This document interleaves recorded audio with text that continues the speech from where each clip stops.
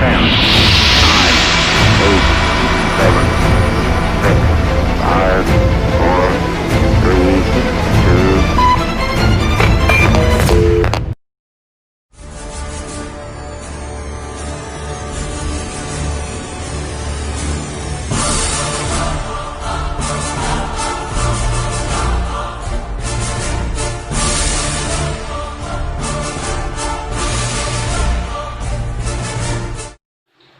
नमस्ते दोस्तों, मैं उमंग मंडली, सेक्रेटरी ऑफ अंग सोशल वेलफेयर, आपके सामने एक बार फिर एक बहुत ही अच्छे प्रोग्राम को लेकर के आ रहा हूँ, जिसका नाम है द इकोनॉमिकल इम्पैक्ट।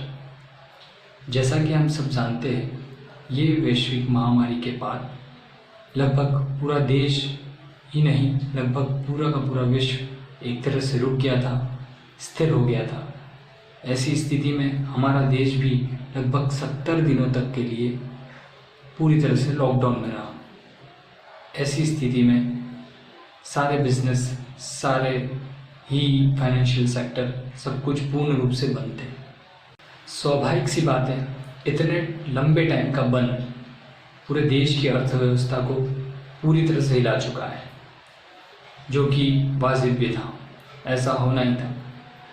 अब चूँकि देश फिर से खुल रहा है, अपनी रफ्तार पकड़ रहा है, तो ऐसे में अर्थव्यवस्था जो हमारी बहुत ज़्यादा डैमेज हो चुकी है और आगे क्या होने वाला है, इन सारी चीज़ों को लेकर के बहुत सारे सवाल मेरे मन में, आप सभी के मन में कहीं ना कहीं उठ रहे हैं। तो इन्हीं सारी बातों को बहुत अच्छे से समझने के लिए सरकार ने भी अपनी तरफ से काफ़ी चीज़ें जो है स्कीम्स निकाली है और बहुत सी चीज़ों में बदलाव किया है। लेकिन एक्चुअली में इन बदलावों का क्या असर हो सकता है, क्या प्रभाव पड़ेगा, सरकार की नीतियाँ किस हद तक काम करेंगी, इन सारी बातों को समझने के लिए हम हमारे देश के कुछ ऐसे एक्सपर्ट से मिलेंगे, कुछ एक्सपर्ट्स के साथ ऐसी बातें करेंगे या ऐसे प्रश्न करेंगे जो कि कहीं ना कहीं आम जनता के मन में बहुत समय से चल रहे हैं। तो इन्हीं बातों के सवालों को जानने के लिए हम आज यह प्रोग्राम कर रहे हैं।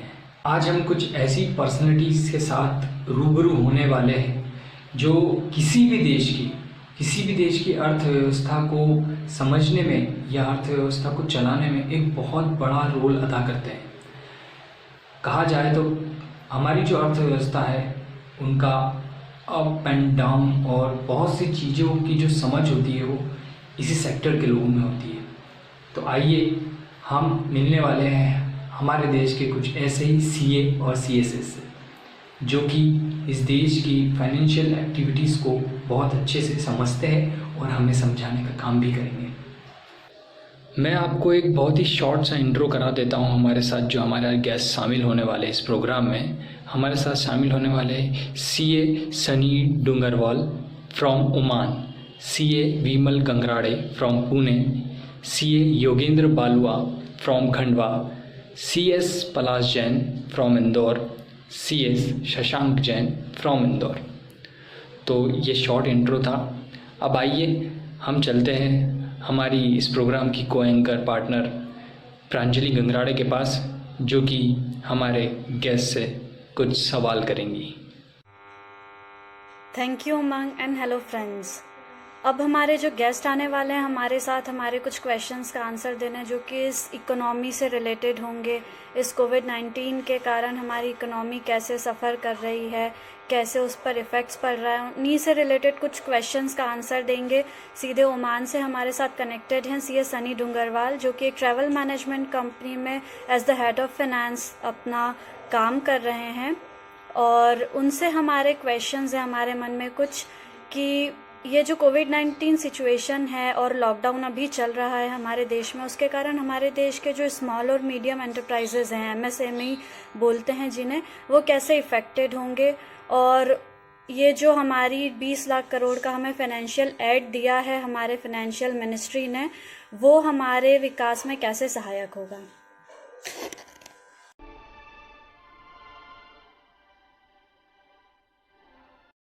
Hi, I am CA Sunny Dungarwal, native from Indore and currently working with a travel management company in Oman as the head of finance. So the question given to me today is the first one is if how the small and medium industries, which is MSMEs, would survive after this COVID-19 situation and how this lockdown will affect it. So guys, let's first understand what MSME sector has been going through in terms of the problems initially.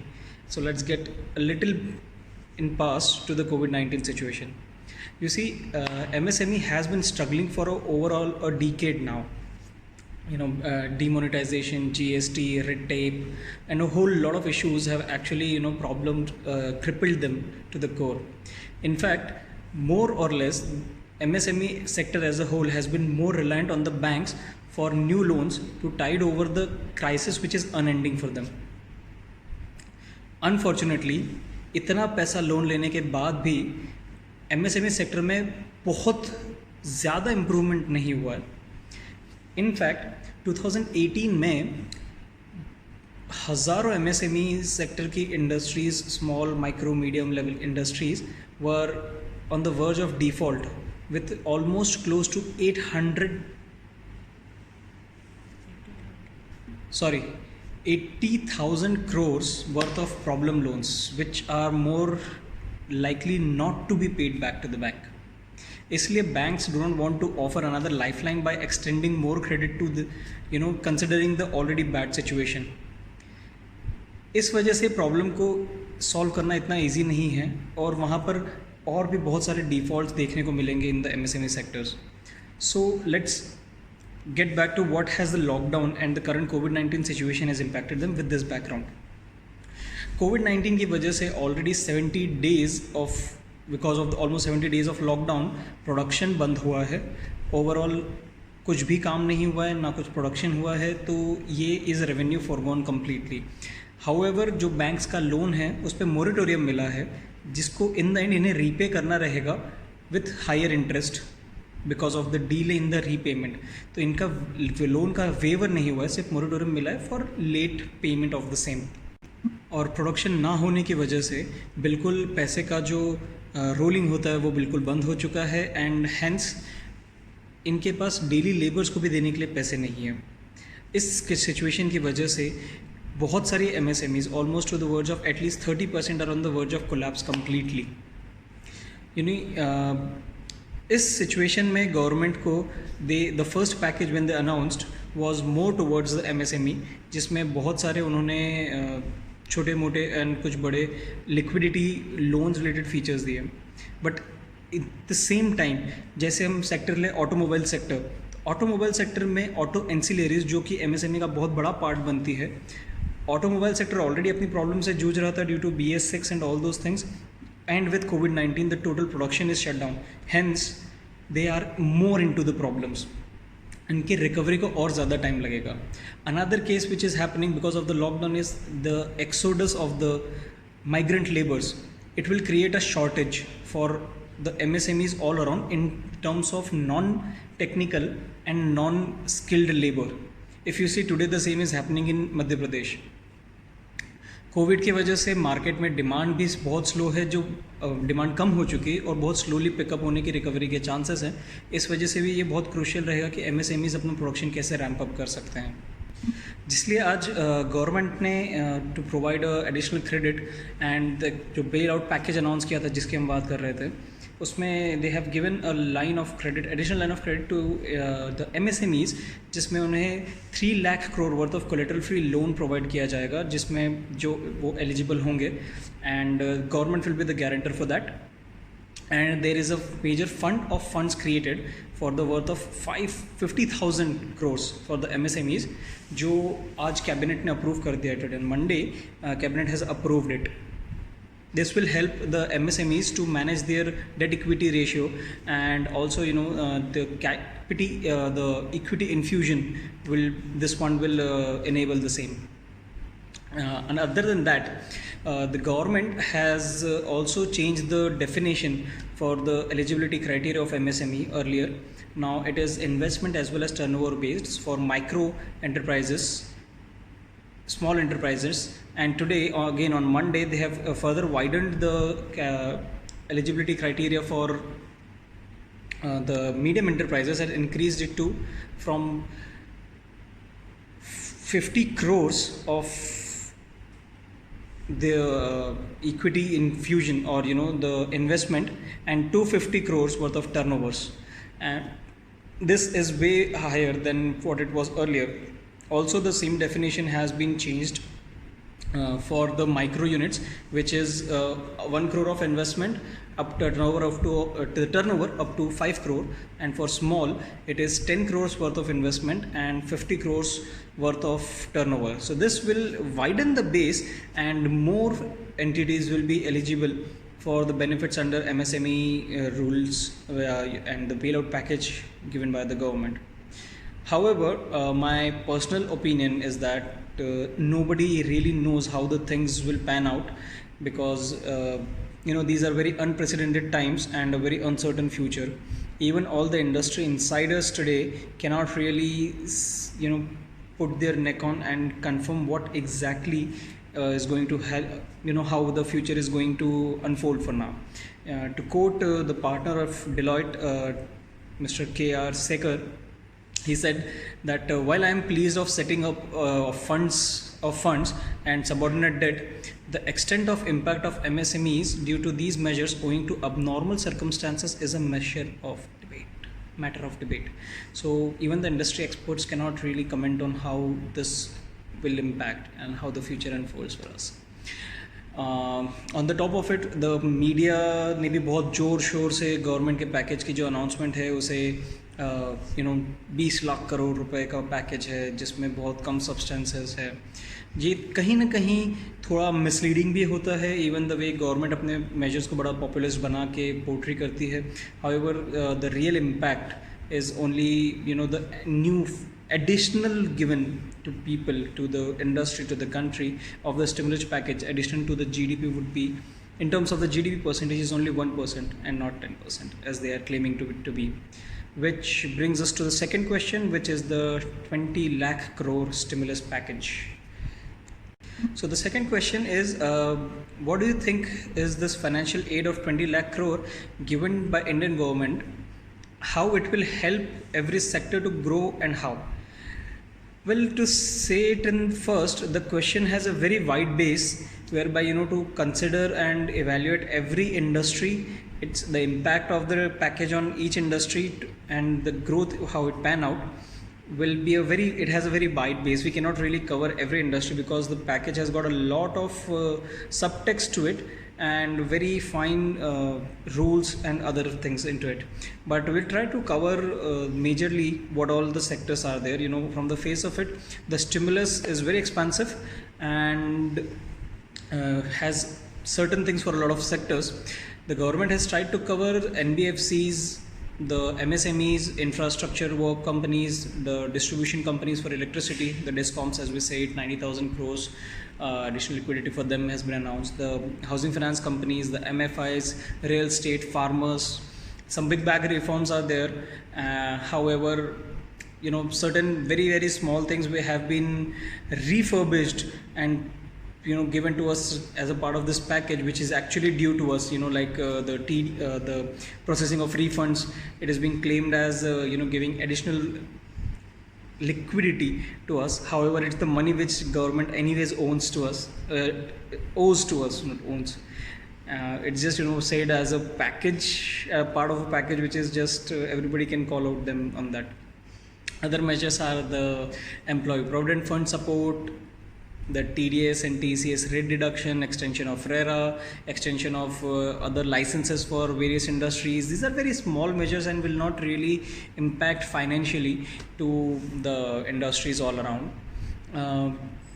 As I said, the government has claimed the total sum of these measures are totaling to 20 lakh crore rupees, Indian rupees. However, in terms of real GDP, it is very less. It is only 1% of GDP additional to it. A couple of big bag reforms in the agricultural sector has been provided, like the opening up of the market and not the compulsion of the mandis, जो farmers को अपना produce sell करने के लिए मंडी जाना होता था, वो अब ज़रूरत नहीं है, वो बाहर भी किसी भी ट्रेडर को या एंड यूज़र को बेच सकते हैं। तो जो मंडी कल्चर है एक बहुत बड़ा रिफॉर्म है एग्रीकल्चरल सेक्टर के लिए। अदर देन दैट MSPs जो आज अगेन गवर्नमेंट ने उस पर भी अनाउंसमेंट किए 14 क्रॉप्स के लिए, which is big from them. India का agricultural sector anyways which we say is not that attractive for a lot of people because the costs and the benefits to the farmers is not that well balanced out there. Certain places it is way in for the farmers, a lot of places it is very against the farmers. It is a very uncertain business, so there are not much incentives for others to get into it, and the agricultural labor and base also expands.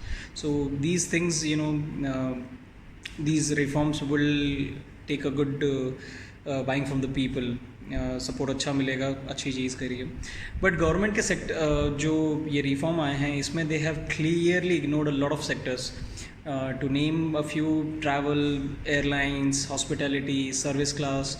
Middle class के लिए कुछ भी नहीं है। IT, KPO, BPO, food, consumer durables, food processing, etcetera etcetera. आप किसी में भी जाइए, यहाँ पर गवर्नमेंट ने कुछ खास इनके लिए बोला नहीं है अदर देन दो small TCS, TDS and EPF plus MSMEs में जो कवर हो जाती हैं उनके लिए। गवर्नमेंट का focus as a said was more towards the MSME side for the labour class. Middle class के लिए इसमें कुछ खास है नहीं। एंड सो बहुत सारी इंडस्ट्रीज़ अछूती रह गई है। For example even the entertainment industry, उनके लिए कुछ था नहीं इसमें। सबका पैसा लगा हुआ है, पैसा रिकवर हो नहीं रहा है। रिटेल के लिए गवर्नमेंट ने कुछ एक्स्ट्रॉर्डनरी, कंज्यूमर ड्यूरेबल्स के लिए कुछ है नहीं इसमें। Other than that a couple of points which we can touch on is government और क्या कर सकती थी to make it more lucrative. One of the biggest would be waive of interest when the moratorium was provided by RBI. Government अगर वो interest wave of कर देती है और खुद उस इंटरेस्ट का बाहर लेके बैंक्स को दे देती है तो would have been actual infusion of liquidity in the hands of the enterprises and the people, the MSMEs and all across जो भी एलिजिबल थे उसके लिए। Other than that there was one GST का डिफरमेंट कर सकती थी फॉर 4-5 मंथ्स का GST का लायबिलिटी वेव ऑफ करती गवर्नमेंट, तो लोगों के हाथ में कैश आता, कंजम्पशन बढ़ने के ज़्यादा चांसेस होते। And mother of all the biggest one is printing of currency, जिसमें बहुत बड़ा रिस्क है इन्फ्लेशन का, but given the economists which are employed by the government in the RBI, I am sure they can find balance with that. Well, that's all from my side. Looking forward. Thanks a lot. Thanks guys. Thank you so much sir for the great knowledge.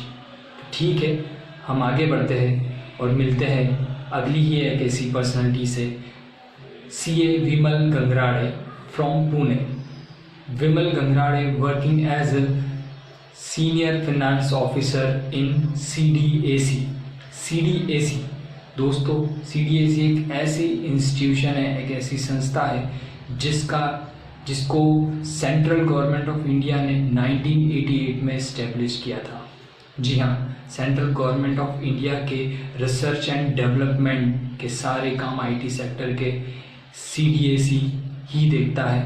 और एक बहुत important बात मैं आपको बता दूँ, CDAC एक ऐसा इंस्टीट्यूशन है जिसने बहुत ही शॉर्ट टाइम पीरियड में, बहुत ही कम, मात्र 3 साल के टाइम ड्यूरेशन में स्मार्ट कंप्यूटर, जो कि इंडिया का फर्स्ट स्मार्ट कंप्यूटर परम बना दिया था। सो हम इसके अलावा जो CDAC है उसके बहुत सारे ऐसे काम हैं जो सेंट्रल गवर्नमेंट के लिए ये करता आया है और आगे भी करता रहेगा। तो मिलते हैं ऐसी ही शख्सियत से, CA विमल गंगराड़े।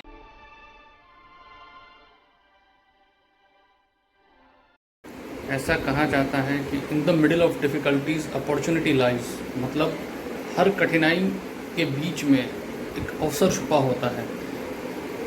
इसको हम इस तरीके से देख सकते हैं कि इस कोविड-19 पैंडमिक के जो कठिनाई हैं जिससे पूरा वर्ल्ड गुजर रहा है, इसमें काफ़ी सारी अपॉर्चुनिटीज़ छुपी हुई हैं। जैसे हम इकोनॉमी के तौर पर जैसे देखें तो हम काफ़ी डेवलपमेंट कर सकते हैं, जिसमें हम जब ये 3 महीने के लंबे लॉकडाउन के बाद जब चीज़ें अनलॉक होंगी, मार्केट ओपन होगा, तब काफ़ी जो रिटेल कंजम्पशन है, इंडस्ट्रियल कंजम्पशन है, उसमें काफ़ी एक ऑल ऑफ सडन काफ़ी ग्रोथ देखने में आएगी। जब कंजम्पशन इतने लार्ज लेवल पर होगा तो उससे सप्लाई चेन में कन्वर्ट करने के लिए हमारे देश में मैन्युफैक्चरिंग फैसिलिटीज़ भी बहुत लार्ज लेवल पर डेवलप करना होगी, जिससे मैन्युफैक्चरिंग फैसिलिटीज़ अगर डेवलप होंगी तो उसके साथ साथ इंफ्रास्ट्रक्चरल डेवलपमेंट भी काफ़ी होगा, जिससे हमारे देश की इकोनॉमी में काफ़ी डेवलपमेंट होगा। जैसा कि आप सभी जानते हैं कि बहुत से ऐसे आइटम हैं जिन पे पूरा world is totally dependent on the China for the supply, जैसे electronic items, medicines, textiles and mobile accessories. ये वो आइटम है जो daily every consumer are using these items. So after this corona pandemic the world has suffered a huge cost because of the lockdown. So the industries are planning to shift these industries from the China to the other countries like India, where the cost of labor is very low. So the India should take it as an opportunity. अगर हम इस opportunity को एनकेश कर लेते हैं तो काफ़ी सारी जो MNCs हैं वो इंडिया में अपना प्रोडक्शन स्टार्ट करेंगी, जिसके लिए सरकार को प्रोडक्शन मैन्युफैक्चरिंग फैसिलिटीज़ प्रोवाइड करने के लिए काफ़ी इंफ्रास्ट्रक्चरल डेवलपमेंट करना होगा। अल्टीमेटली इस डेवलपमेंट का बेनिफिट हमारी जनता को ही मिलने वाला है। अगर इंडिया इन MNCs को मैन्युफैक्चरिंग फैसिलिटीज़ प्रोवाइड करने में सफल हो जाता है तो इससे हमारे देश को बहुत फ़ायदा मिलेगा। जैसे रोज़गार की जो समस्या अभी देश में है इस समय, वो काफ़ी हद तक उसको ख़त्म किया जा सकता है। इस कोरोना पेंडेमिक की वजह से वर्ल्ड की जो इकोनॉमी है, ग्लोबल इकोनॉमी है, वो 3% से रिड्यूस हो गई है। तो पूरे वर्ल्ड के जितने इंडस्ट्रियलिस्ट हैं वो they are looking for the cheap, low cost of manufacturing. So the India has opportunity to grab it, to encash it. जब कोई नई इंडस्ट्री लगती है तो ना केवल एक डायरेक्ट एम्प्लॉयमेंट बढ़ता है बल्कि इनडायरेक्टली उसके साथ में एक इंफ्रास्ट्रक्चर डेवलप होता है। उसके साथ में छोटी छोटी जो स्मॉल इंडस्ट्रीज़ हैं वो डेवलप होती हैं। तो हमें इंडियन गवर्नमेंट को, सेंट्रल गवर्नमेंट को ये फैसिलिटीज़ प्रोवाइड करना चाहिए ताकि ये MNCs इंडिया में आएँ और एक उससे मेक इन इंडिया प्रोजेक्ट को भी काफ़ी फ़ायदा मिलेगा। जैसे MNCs will come in India and they will start manufacturing in India, तो एक मेक इन इंडिया प्रोजेक्ट को भी इससे बढ़ावा मिलेगा। अगर मेक इन इंडिया कॉन्सेप्ट को बढ़ावा मिलता है तो यह निश्चित है कि अदर कंट्रीज़ के कंपैरिजन में after this corona pandemic India will be the bigger profitable, what should I say, India will become a most emerging economy of the world. हमारी इंडियन गवर्नमेंट भी लगभग 300 ऐसे प्रोडक्ट हैं जिन पर इंपोर्ट ड्यूटी बढ़ाने की तैयारी की है, जिनसे क्या होगा कि उनके इंपोर्ट ड्यूटी बढ़ने पर उनका इंपोर्ट में कमी आएगी और वही प्रोडक्ट जो हम बाहर से इंपोर्ट करते हैं उन्हें देश में बनाने के लिए, उनका देश में मैन्युफैक्चरिंग करने के को बढ़ावा मिलेगा। एक चार्टर्ड अकाउंटेंट होने के नाते मैं सिटीजन्स को, rather I would say consumers को ये सलाह देना चाहूँगा कि हम अपने देश में बनी हुई वस्तुएं ही खरीदें। जैसा कि हमारे प्रधानमंत्री मोदी जी ने भी कहा है कि देश को आत्मनिर्भर बनना होगा, तभी हम जो इस कोविड-19 पैंडमिक से जो इकोनॉमी को जो लॉस हुआ है, एक बहुत बड़ा लॉस जो हुआ है, उससे हम उबर पाएंगे। जैसा कि आप सभी जानते हैं कि government has given the 20 lakh crore package to the nation to overcome this losses. लेकिन इसमें मैं एक बात कहना चाहूँगा कि जब तक हम ये निश्चित नहीं कर लेते, जब तक हम ये डिसाइड नहीं कर लेते कि हमें आत्मनिर्भर होना है, हम केवल देश में बनी हुई वस्तुएं ही खरीदेंगे, तब तक इस पैकेज का बेनिफिट मुझे लगता है कि आम आदमी तक नहीं पहुंच पाएगा। तो हमें ये तय करना है कि हमें केवल स्वदेशी वस्तुएं ही खरीदना है। इससे क्या होगा, मेक इन इंडिया को तो इससे बढ़ावा मिलेगा ही, साथ ही साथ जब चीज़ें देश में ही बनने लगेगी तो इससे इकोनॉमी को काफ़ी बढ़ावा मिलेगा। बहुत बहुत धन्यवाद सर, इतना डीपली हर चीज़ को समझाने के लिए। तो अब हम मिलते हैं एक और ऐसी शख्सियत, सीए योगेंद्र बालवा, जो चार्टेड अकाउंटेंट होने के साथ साथ business development and investment adviser भी है और इनकी शाखाएं महाराष्ट्र और एमपी दोनों जगह पर है। तो आइए मिलते हैं CA Yogendra Balwa sir. Yogendra sir, आपसे मेरे कुछ लंबे क्वेश्चन हैं। मैं आप जानना चाहूँगा, आप बताइए कि ये जो भी कुछ हुआ है अभी तक की जो प्रक्रिया चली है और जो भी लॉकडाउन वगैरह लगा है, ऐसी स्थिति में अब डेली वेजेस के लिए सरकार बहुत सी प्रयास कर रही है, स्कीम्स ला रही है, तो वो क्या स्टेप्स ले रही है, वो सही है या नहीं, और आगे और क्या क्या स्टेप्स ले सकती है सरकार। इसके अलावा लॉकडाउन कल्चर में हमने देखा है कि लॉकडाउन के लगते हुए वर्क फ्रॉम होम को बहुत ज़्यादा बढ़ावा मिला है। सो वर्क फ्रॉम होम का क्या इफ़ेक्ट पड़ा है, ये अच्छा है या ये बुरा है हमारी इकोनॉमी सेक्टर के लिए। और इसके अलावा भी मैं पूछना चाहूँगा आपसे कि कौन कौन से ऐसे सेक्टर है जिनको फ़ायदा हो सकता है बहुत ज़्यादा, और एक नॉर्मल पर्सन जो कि बहुत ज़्यादा तंग हालत में है, उसे अब अपनी सेविंग्स कैसे करनी चाहिए, उसके लिए उसे क्या क्या उपाय करने चाहिए। तो इन सारे क्वेश्चंस का आंसर आपसे जानते हैं।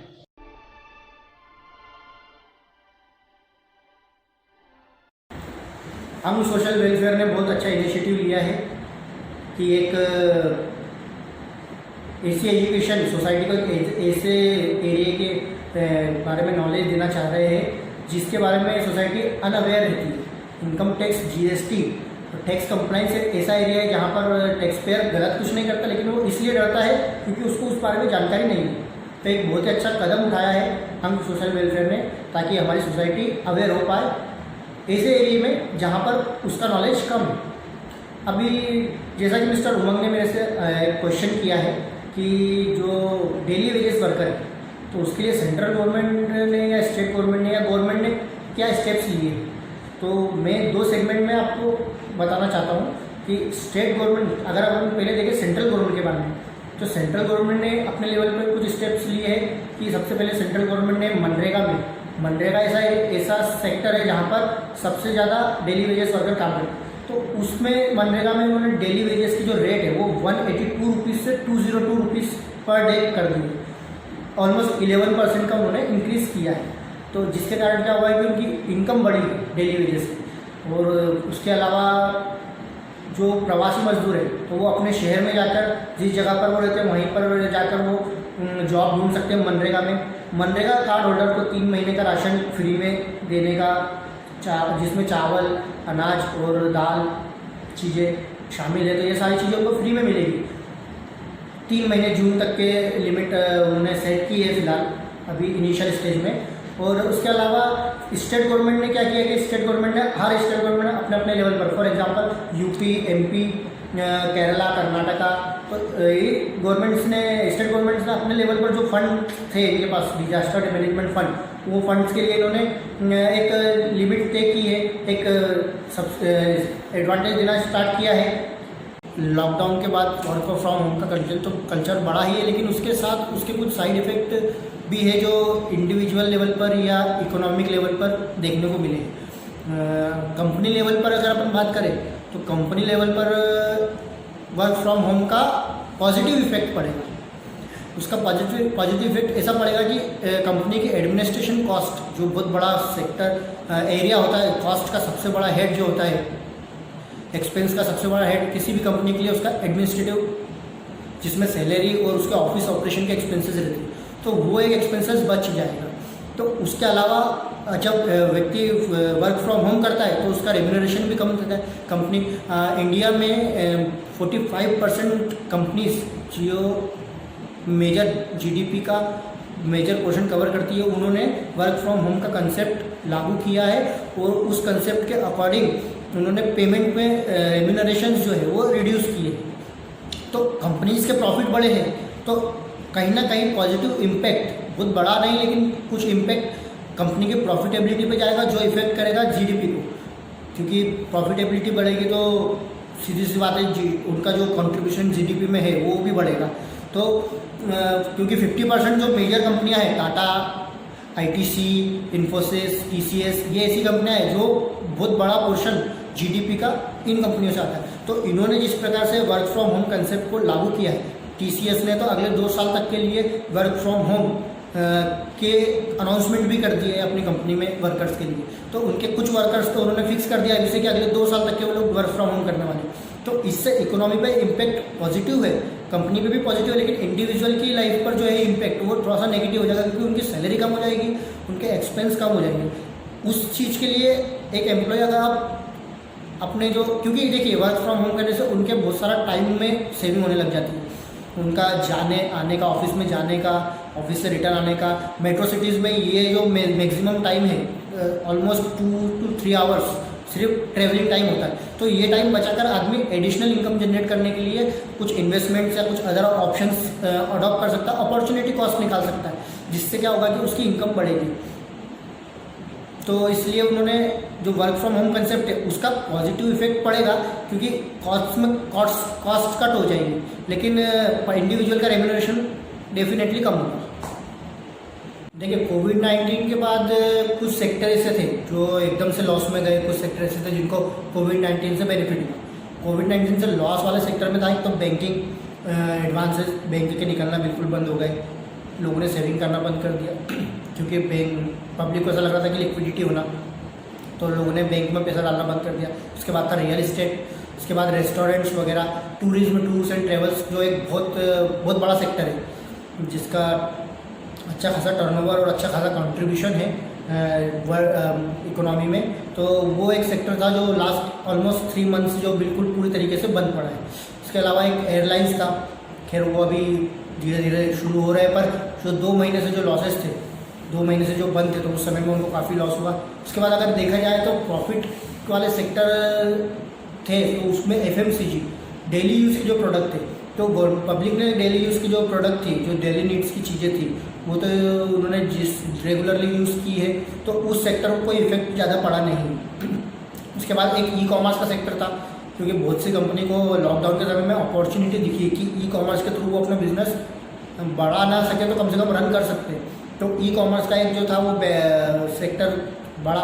उसके अलावा वीडियो कॉन्फ्रेंसिंग के सेक्टर में जूम ऐप और गूगल मीट कुछ ऐसे सेक्टर ऐप रहे जिनको पहले इतना ज़्यादा यूज़ नहीं था, बहुत लिमिटेड यूज़ था, लेकिन अब ऑलमोस्ट हर मीटिंग या तो जूम ऐप से होती है या गूगल मीट के थ्रू होती है। उसके अलावा एंटरटेनमेंट के सेक्टर में अगर देखा जाए तो फिजिकल जो जैसे सिनेमा हॉल वगैरह का तो बहुत ज़्यादा लॉस हुआ, लेकिन जो डिजिटल सिनेमा है जैसे नेटफ्लिक्स हो गया, Z5 हो गया, अमेज़ॉन प्राइम हो गया, तो ये जो सेक्टर थे, ऑनलाइन गेमिंग सेक्टर हो गया, ये सेक्टर में पब्लिक का इंटरेस्ट बढ़ा है, तो ये सेक्टर ऐसे है जो प्रॉफिट में रहे।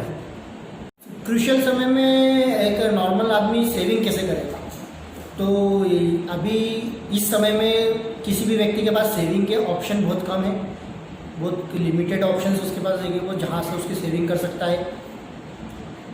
इस समय में सबसे इजी वे कि किस तरीके से अपन एक आम आदमी सेविंग कर सकता है, तो सबसे इजी वे है कि इनकम और एक्सपेंस का कंपैरिजन करें। क्या होता है, देखिए इनकम में कमी आई है लेकिन एक्सपेंस भी लिमिट करना जरूरी है, तो पता करें, देखिए कि भाई कौन सा एक्सपेंस है जिसको अपन अवॉइड कर सकते हैं या डेफर कर सकते हैं, आगे आने वाले कुछ महीनों तक अपन उसको अवॉइड कर सकते हैं, या किसी भी प्रकार के एडवांस पेमेंट से बचें।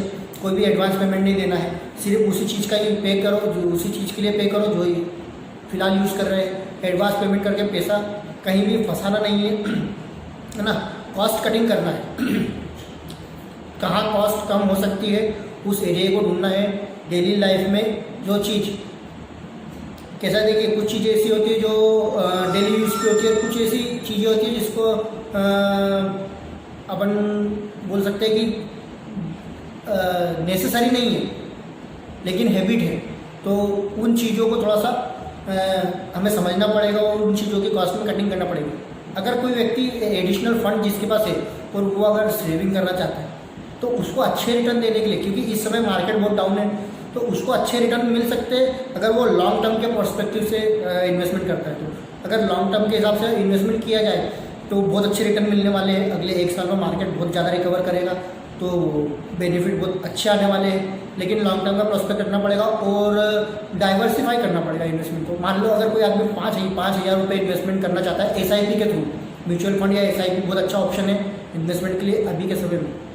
अगर कोई व्यक्ति चाहता है कि मैं SIP के थ्रू इन्वेस्टमेंट करूँ तो उसको 5,000 रुपये अगर मान लो इन्वेस्टमेंट करना चाहता है फॉर एग्जांपल, तो उसको 5,000 रुपये एक SIP में इन्वेस्ट करने की बजाय 1,000 रुपये की 5 SIP लेनी चाहिए, ताकि उसका जो प्रॉफिट है वो अगर 5 SIP अगर प्रॉफिट में जाएगी तो उसको 5 का बेनिफिट मिलेगा। तो उससे क्या होगा कि उसका इनकम जो है वो बढ़ेगी और अवॉइड करें वो खर्चे जो बिल्कुल नहीं करना चाहते। और थोड़ा सा एक मेडिकल जो एक्सपेंस है वो आने वाले समय में, इस पेंडेमिक के समय में मेडिकल एक्सपेंसेस बढ़ सकते हैं। तो अगर वो पर्सन जिसने लाइफ इंश्योरेंस या हेल्थ इंश्योरेंस नहीं लिया है तो उसको ले लेना चाहिए, क्योंकि एक छोटा सा अमाउंट प्रीमियम का भर के एक बहुत बड़ी रिस्क अपन कवर कर सकते हैं। क्योंकि इस समय में अगर आपकी सारी सेविंग हॉस्पिटल्स वगैरह में जाती है तो ये एक आपके लिए बहुत बड़ा ड्रॉबैक हो सकता है। तो इसलिए ये कुछ ऐसे ऑप्शन है जहाँ पर आदमी अगर अपना एनालिसिस करे, सेल्फ एनालिसिस करे तो वो एक अपनी सेविंग कर सकता है। आपका भी बहुत बहुत धन्यवाद सर। हम मिलते हैं हमारे इस प्रोग्राम के CS शशांक जैन से, जो कि PCS है, प्रैक्टिसिंग इन CS है, और जो इसके अलावा LLB और बहुत सारी डिग्रियां ले चुके हैं। सो इनका नॉलेज जानते हैं। CS Shashank Jain from Indore. Shashank sir, मेरा आपसे क्वेश्चन है कि लॉकडाउन के बाद अब हमारी लाइफ और हमारे देश की इकोनॉमी पर कैसा क्या असर पड़ने वाला है, कैसे क्या मैनेज होने वाली है। इसी के साथ जो इकोनॉमी हमारी डाउन हुई है अब उसको कैसे स्थिर किया जा सकता है, उसके लिए क्या किया जाना चाहिए।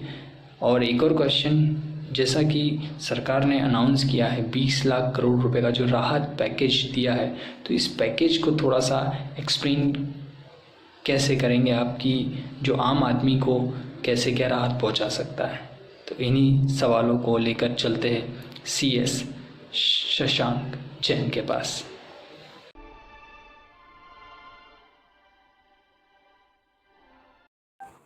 नमस्कार, मैं अंक सोशल वेलफेयर को फर्स्ट ऑफ ऑल तो धन्यवाद करना चाहता हूं कि उन्होंने मुझे इस प्रोग्राम का हिस्सा बनाया, तथा वो जो एक ऑनलाइन प्लेटफॉर्म पर काम कर रही है बहुत ही प्रशंसनीय कार्य है। तथा लोगों को कैसे जागरूक करें, क्या इस अर्थव्यवस्था का आगे जाके हल निकलेगा, जो इस महामारी के दौरान हमारी अर्थव्यवस्था ध्वस्त हुई पड़ी है। आजकल हम थोड़ी सी बात करते हैं कि हमारी जो अर्थव्यवस्था है आजकल उसके क्या हाल हैं तथा वो आगे कैसे काम कर रही है। पहले हम बात करते हैं अनएम्प्लॉयमेंट के बारे में। हमारे भारत में जो पहले जो अनएम्प्लॉयमेंट का रेट था वो करीब 6.7% था, अब जो कि बढ़कर 26% हो गया है। लगभग 14 करोड़ लोग हमारे देशवासी जो हैं उन्होंने अपनी जॉब से हाथ धोया है। कंपनीज भी क्या करें, उनके पास भी पर्याप्त फंड नहीं है, बिजनेस नहीं चल रहा है, तो उनके पास भी कोई ऑप्शन नहीं था कि उनको रिटेन करें, वो भी सैलरी कहाँ से देंगी। बस ये है कि हम सबको साथ मिलकर इस महामारी का साथ देना है तथा इससे लड़ना है। अब हम हमारी इकोनॉमी की बात करें, लगभग तो हमारी जो भारत की इकोनॉमी है कैसे ये स्लो डाउन हुई है तथा कैसे नीचे गई है। करीब हर दिन 32,000 करोड़ का हमारी इकोनॉमी को लॉस हुआ है। जब हमारा टोटल लॉकडाउन हुआ था पूरे देश में 21 दिनों के लिए, लगभग जो कि 4.5 बिलियन US$ के बराबर होता है ना। अब बात करते हैं कौन से बिजनेस कितने परसेंट कौन सी मात्रा में अफेक्ट हुए हैं। सबसे ज़्यादा अफेक्ट होने वाले बिजनेस में जो कपड़ा उद्योग है सबसे ज़्यादा उसको हानि हुई है ना। अब हम बात करते हैं कि जो किसान भाई थे हमारे, जिन लोगों ने पेरिसेबल गुड्स मतलब होता है ऐसे गुड्स, ऐसी चीज़ें या ऐसे फल जो बहुत समय तक हम उनको स्टोर करके नहीं रख सकते हैं, जिनकी जो आयु होती है वो बहुत कम होती है, जैसे फल हो गया, सब्जियां हो गई, तो हमारे किसान भाइयों को ना मंडी जाने का मौका मिला, तो वो खेत में लगे लगे भी क्या करते, तो उनको बहुत बड़े पैमाने पर जो है नुकसान हुआ है। अब हम बात करते हैं कि जो हमारा इकोनॉमी का स्लो डाउन है उसको कैसे कम किया जा सकता है। तो हमको ज़रूरत है कि जो हमारे पास फंड है, रिजर्व फंड है गवर्नमेंट के पास, जो लोगों की मदद के लिए उन्होंने पीएम केयर्स फंड, बहुत सारे फंड बना रखे हैं, उनको सही जगह पर निवेश किया जाए। हम एक क्या कर सकते हैं, जैसे कि बहुत सारी इंडस्ट्रीज़ हैं, सारी इंडस्ट्रीज़ तो ये नहीं कर पाएंगी क्योंकि इसके लिए बहुत ज़्यादा फंड की ज़रूरत पड़ सकती है। तो इंडस्ट्रीज़ चालू करने के लिए जो कंपनीज हैं बड़ी बड़ी, वो एक काम कर सकती हैं कि जिस एरिया में जैसे कि जिस एरिया में कोरोना के से जो महामारी से कम लोग इफ़ेक्टेड हैं, या जहाँ पर ना के बराबर इस बीमारी का जो है पहुँच नहीं पाई है, वहाँ पर फैक्ट्रीज़ को धीरे धीरे खोलने की परमिशन दे देनी चाहिए। और इनके एम्प्लॉयज़ के लिए वहीं पर आसपास या तो लॉज या फिर हॉस्टल टाइप से कुछ बनाकर बिल्डिंग्स तैयार करके वहाँ पर एम्प्लॉयज़ को रहने की व्यवस्था करनी चाहिए, ताकि ये लोग जो है वहीं के वहीं, इनको ज़्यादा ट्रेवल ना करना पड़े, वहीं के वहीं से काम स्टार्ट अपना जो कर सकें। और हमारा जो स्लो डाउन है इकोनॉमी का, ये उस चीज़ को दर्शाता है कि हमारा जो छोटे व्यापारी हैं वो बहुत बुरी तरीके से अफेक्टेड हैं। तो हमको उनकी ज़्यादा से ज़्यादा मदद करनी है। तो गवर्नमेंट ने बहुत सारी पॉलिसीज़ निकाली हैं, रूल्स एंड रेगुलेशंस निकाले हैं भाई, लोन के लिए भी बहुत सारी चीज़ें निकाली हैं कि एमएसएमई को जो है लोन दिया जाए। लेकिन बैंक जो हैं वो कैसे ट्रस्ट करें भाई कि हम जो लोन देंगे हमको वो वापस मिलेगा या नहीं मिलेगा। भाई गवर्नमेंट का कदम अच्छा है कि एमएसएमई को जो है हमको लोन देना चाहिए, उनको आगे वापस से बढ़ावा देना चाहिए, क्योंकि हमारे भारत देश में जो 80% हमारी अर्थव्यवस्था में कंट्रीब्यूशन है वो एमएसएमईज़ का ही है। सारे व्यापारी बहुत बड़े नहीं हैं, बहुत बड़ी बड़ी कंपनीज जो हैं सिर्फ 20% से 15% से लेके 20% में ही हैं। तो अब सिडबी का इसमें बहुत बड़ा रोल है कि भाई जैसे जो बैंक एमएसएमईज़ को लोन देंगे उनकी जो है बैंक गारंटी सिडबी दे सकता है या रिजर्व बैंक भी दे सकता है। गवर्नमेंट को इसके लिए गारंटी जो है देना चाहिए, तथा जो एनपीएस हैं उनके ऊपर भी काम करना चाहिए। अब जो है हम बात करते हैं 20 लाख करोड़ के राहत पैकेज की। तो इसको जो है अलग अलग पार्ट्स में डिवाइड किया गया है। जैसे कि भाई 3 लाख करोड़ का जो पैकेज है वो एमएसएमई के लिए सैंक्शनड है। मतलब एमएसएमई जो हैं इंडिया के अंदर, जितनी भी एमएसएमई के अंडर में जो आती हैं, उनके क्राइटेरिया को फुलफिल करती हैं, उनको 3 लाख करोड़ का जो है लोन दिया जाएगा। इसमें ये नहीं है कि भाई तुमको जाके सीधा पैसा तुम्हारे अकाउंट में डाल दिया या पैसा तुमको सीधा दे दिया। ये तुमको कम रेट पर बिना कोलेटरल के लोन दिया जाएगा, जो कि बहुत ज़्यादा हेल्प करने वाला है बिजनेस को। भाई जिनके पास पूंजी नहीं थी, जिनका बिजनेस लॉकडाउन के पीरियड में बंद पड़ा हुआ था, जिसकी वजह से उनका बिजनेस नहीं चल पा रहा था, जो है उनको कम इंटरेस्ट रेट में बिना किसी कोलेटरल के, मतलब बिना किसी सिक्योरिटी को रखे हुए उनको लोन दिया जाएगा, जिससे बड़ी मात्रा में जो है एमएसएमईज़ को मदद मिलने वाली है। अब इसके बाद आता है पावर डिस्ट्रीब्यूशन कंपनीज। भाई पावर डिस्ट्रीब्यूशन कंपनीज का भी अहम रोल रहा है कि भाई जो है इनको तो बराबर अपनी इलेक्ट्रिसिटी सप्लाई करनी है, चाहे लॉकडाउन हो या कोई भी आपदा इनके ऊपर जो है आ गई हो। तो इनके लिए 90 लाख करोड़ का जो है पैकेज वो रखा गया है। इसके बाद जो बात आती है हमारे किसानों की, उनके लिए जो है कंसेशनल रेट का जो है क्रेडिट दिया जाएगा। हाँ, पर एक बात आप ध्यान रखिए, इस 20 लाख करोड़ के पैकेज में जो है ना ज़्यादातर सिर्फ और सिर्फ क्या है, लोन है। ये पैसा हमको दिया नहीं जा रहा है, कम रेट पर, कम इंटरेस्ट रेट पर दिया जाएगा, जो कि हमको वापस करना पड़ेगा। स्ट्रीट वेंडर्स जो होते हैं भाई, जो गली गली जाकर अपना जैसे सामान बेचते हैं या गलियों में दुकानें लगाते हैं, उनके लिए भी जो है 5,000 करोड़ का जो है क्रेडिट फैसिलिटी निकाली गई है। और जो माइग्रेंट वर्कर्स होते हैं भाई, जो दूसरे शहरों में जाकर या इधर उधर से अपनी जैसे तैसे करके अजीविका चलाते हैं, इनके लिए जो है 3,000 करोड़ का फूड पैकेज निकाला है, जिसमें जो है इनका ऐसा कहना है कि 8 करोड़, लगभग 8 करोड़ मजदूर हैं जो इनको ये उससे फैसिलिटेट करेंगे। तो ऐसे करके जो हमारा पैकेज है, इसको ये समझना होगा कि ये पैकेज जो है ऐसा, इसको ऐसा ना लें कि हमको पैसा रखा हुआ है गवर्नमेंट के पास और वो सीधा हमको लाके दे देगी।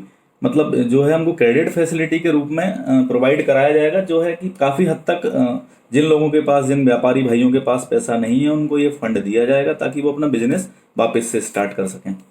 Thank you so much sir, बहुत बहुत अच्छी जानकारी देने के लिए आपका बहुत बहुत धन्यवाद। मैं एक क्लेरिफाई करना चाहूँगा यहाँ पर थोड़ी सी मिस्टेक हो गई जो मुझे लगी है। 20 लाख करोड़ का टोटल राहत पैकेज है, बट एक जगह पर जो ये बिजली विभाग और इन चीज़ों के लिए सरकार ने राहत पैकेज की जो घोषणा की, उसका जो हिस्सा जो गवर्नमेंट ने दिया है वो है 90,000 करोड़ का।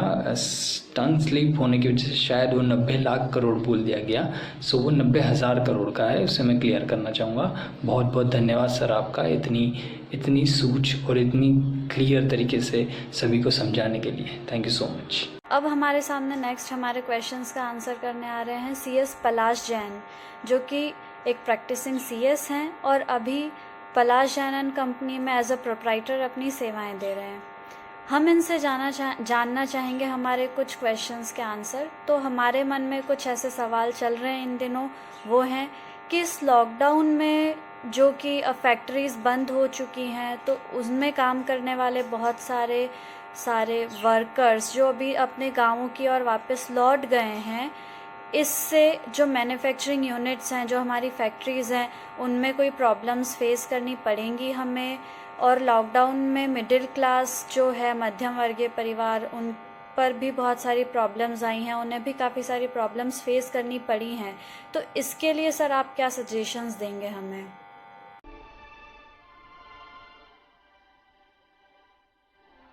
नमस्कार दोस्तों, मैं पलाश जैन आपके सामने उपस्थित हुआ हूँ अंक सोशल वेलफेयर की तरफ से आज के समय में कुछ मुद्दों के बारे में बात करने के लिए। अंक सोशल वेलफेयर आज के समय में बहुत अच्छा कार्य कर रही है, जो लोगों को कुछ ज्वलंत मुद्दों के बारे में बातचीत करके अवेयर करा रही है।